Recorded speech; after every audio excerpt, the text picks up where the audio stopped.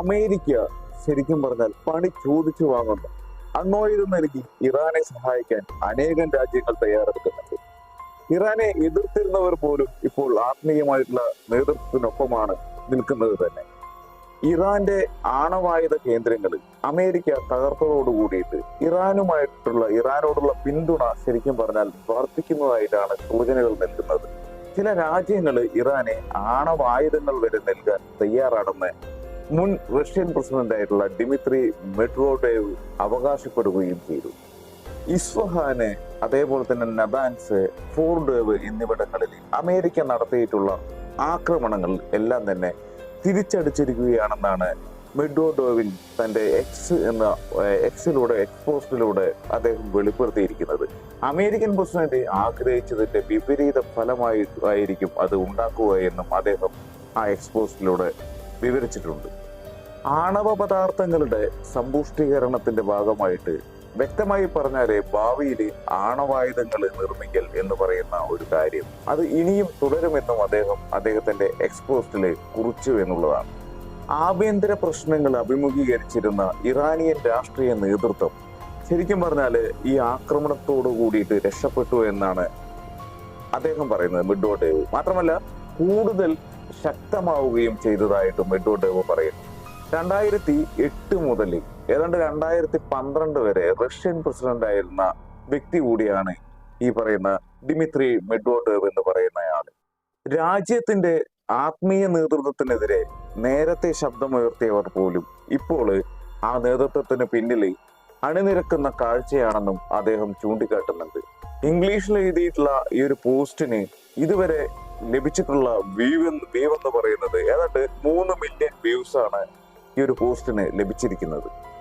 ഏതാണ്ട് 2020 മുതൽ റഷ്യയുടെ സുരക്ഷാ കൗൺസിലിന്റെ ഡെപ്യൂട്ടി ചെയർമാനായിട്ട് പ്രവർത്തിക്കുന്ന മെഡ്വോഡേവ് ശരിക്കും പറഞ്ഞാൽ പുടിന്റെ പിൻഗാമിയാകുമെന്ന് കരുതപ്പെടുന്ന വ്യക്തി കൂടി ആണ് എന്നുള്ളതാണ്. മാത്രമല്ല ഇതാദ്യമായല്ല മുൻ റഷ്യൻ പ്രസിഡന്റ് സമൂഹ മാധ്യമങ്ങളിൽ വാസ്തവത്തിൽ അമേരിക്കക്കെതിരെ ഇത്തരത്തിലുള്ള കാര്യങ്ങളെല്ലാം തന്നെ ഒരു പോസ്റ്റിലൂടെയൊക്കെ തുറന്നു പറയുന്നത്. ഈ കഴിഞ്ഞ 2022 ഫെബ്രുവരിയിൽ റഷ്യയുടെ യുക്രൈൻ ആക്രമണത്തിന് പിന്നാലെ പാശ്ചാത്യ ശക്തികൾക്കെതിരെ കടുത്ത ഭാഷയിൽ അദ്ദേഹം സമൂഹ മാധ്യമങ്ങളിലൂടെ ആഞ്ഞടിച്ചിരുന്നു എന്നുള്ളതാണ്. പുടിന്റെ അടുത്ത അനുയായിയായി മാറാൻ കാത്തിരിക്കുന്ന ഇദ്ദേഹം പ്രധാനമന്ത്രിയായിരുന്ന കാലത്ത് ഒരു ലിബറൽ പരിഷ്കർത്താവിന്റെ പ്രതിച്ഛായയാണ് ശരിക്കും പറഞ്ഞാൽ ഉണ്ടാക്കിയെടുത്തിരുന്നത്. എന്നിട്ട് പോലും റഷ്യൻ സൈനികർ യുക്രൈനിലേക്ക് മാർച്ച് ചെയ്തപ്പോൾ തന്റെ ലിബറലിസം ഒക്കെ മടക്കി വെച്ചുകൊണ്ട് റഷ്യയുടെ ഏറ്റവും ഊർജ്ജസ്വലനായിട്ടുള്ള ഒരു വക്താവായിട്ട് മാറുകയായിരുന്നു ഇദ്ദേഹം. തന്റെ ഭാവിയും സുരക്ഷയും കരുതിയാണ് മെഡ്വോഡേവ് ഇത്രയധികം ആവേശത്തോടു കൂടിയിട്ട് റഷ്യയെ പ്രതിരോധിക്കുന്നതെന്ന് അന്ന് റഷ്യക്ക് അകത്തും പുറത്തുമുള്ള രാഷ്ട്രീയ നിരീക്ഷകരെ വിലയിരുത്തിയിരുന്നു. പുടിന് ഏതാണ്ട് പ്രായമായി വരുന്നതിനാൽ തന്നെ അദ്ദേഹത്തിന്റെ അടുത്ത അനുയായികളുടെ പിന്തുണ നേടിയെടുക്കുക എന്നൊരു ലക്ഷ്യം കൂടി അദ്ദേഹത്തിന് ഉണ്ടായിരുന്നതായിട്ടും അദ്ദേഹത്തിന്റെ വിമർശകര് അന്ന് വളരെ വ്യക്തമായിട്ട് പറഞ്ഞിരുന്നു. യുക്രൈൻ യുദ്ധം തുടരുന്നതിനാൽ തന്നെ ഏതാണ്ട് റഷ്യക്ക് ഇറാനിൽ നിന്നുള്ള പിന്തുണ വലിയൊരു അളവ് വരെ സഹായിച്ചിട്ടുണ്ട് എന്നുള്ളതാണ്. അതിനുള്ള ഒരു കൃതജ്ഞതാ പ്രകാശനമാണ് മെഡ്വോഡേവിന്റെ ഇപ്പോഴത്തെ ഒരു ഇറാൻ അനുകൂല പോസ്റ്റ് എന്നാണ് ചില പാശ്ചാത്യ മാധ്യമങ്ങൾ വിലയിരുത്തുന്നത് തന്നെ. പാശ്ചാത്യ വിരുദ്ധ രാജ്യങ്ങളായിട്ടുള്ള റഷ്യയും ഇറാനും ഈ കഴിഞ്ഞ ജനുവരിയിലായിരുന്നു ഒരു സൈനിക രാഷ്ട്രീയ സഖ്യത്തിൽ ഔപചാരികമായിട്ട് ഏർപ്പെട്ടത് തന്നെ. മേഖലയിൽ വലിയ രീതിയിലുള്ള സംഘർഷം ശക്തിപ്പെട്ടപ്പോൾ ഒരു പ്രാദേശിക ശക്തിയ എന്ന ഒരു പ്രതിച്ഛായ നേടിയെടുക്കാൻ വേണ്ടിയിട്ട് റഷ്യ യഥാർത്ഥത്തിൽ ഒരു ശ്രമം നടത്തിയിരുന്നു എന്നുള്ളതാണ്. യഥാർത്ഥത്തിൽ പുടിൻ അതായത് ഡൊണാൾഡ് ട്രംപിനെ വിളിക്കുകയും പ്രശ്നം പരിഹരിക്കുന്നതിന് ഒരു ഇടനിലക്കാരനാകാനുള്ള സന്നദ്ധത അറിയിക്കുകയും ചെയ്തിരുന്നു എന്നുള്ളതാണ്. യുക്രൈൻ യുദ്ധത്തിൽ ആയുധങ്ങൾ നൽകി ഇറാൻ റഷ്യയെ സഹായിക്കുകയും പിന്നീട് ഏതാണ്ട് 20 വർഷത്തേക്കുള്ള പരസ്പര സഹായ കരാർ ഒപ്പിടുകയും ഒക്കെ ചെയ്തിട്ടുണ്ടെങ്കിൽ പോലും റഷ്യയും ഇറാനും തമ്മിലുള്ള ബന്ധം പലപ്പോഴും വഷളായിട്ടുണ്ട് എന്ന് ചരിത്രം പരിശോധിച്ചാൽ നമുക്ക് മനസ്സിലാക്കാവുന്നതേ ഉള്ളൂ.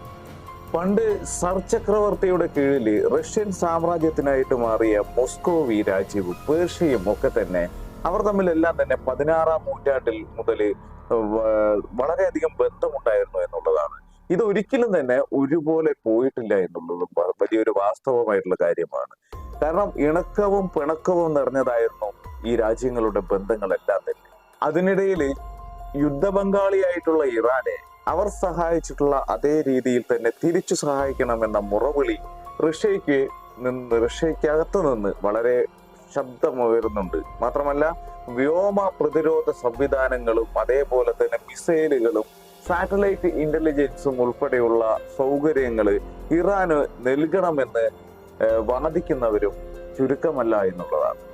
ചുരുക്കത്തിൽ പറഞ്ഞാല് റഷ്യ പിന്തുണയ്ക്കാൻ എത്തിയില്ല എങ്കിൽ അമേരിക്ക ഇറാനെ ബോംബിട്ട് തകർക്കുമെന്നും അതേപോലെ തന്നെ ശിലായുഗത്തിലേക്ക് തിരിച്ചു കൊണ്ടുപോകുമെന്നുമാണ് ഇപ്പോൾ ജയിലിൽ കഴിയുന്ന ഒരു റഷ്യൻ ദേശീയവാദി എന്ന് വെച്ചാൽ ഐഗോർ ഗിർക്കിൽ എന്ന് പറയുന്നയാള് പുറത്തുവിട്ടിരിക്കുന്ന ഒരു കാര്യം എന്ന് പറയുന്നത്. ഇറാന്റെ തന്നെ സുഹൃത്ത് രാജ്യങ്ങളായിട്ടുള്ള റഷ്യയും ചൈനയും സഹായിക്കാൻ എത്തിയില്ലെങ്കിൽ 1 മാസത്തിനുള്ളിൽ അമേരിക്ക ഈ ലക്ഷ്യം കാണുമെന്നും അദ്ദേഹം ടെലഗ്രാമിലൂടെ മുന്നറിയിപ്പ് നൽകിയിരുന്നു. അതേസമയം റഷ്യൻ വിദേശകാര്യ മന്ത്രാലയം അമേരിക്കൻ ആക്രമണത്തെ കടുത്ത ഭാഷയിലാണ് വിമർശിച്ച് രംഗത്തെത്തിയിരിക്കുന്നത്.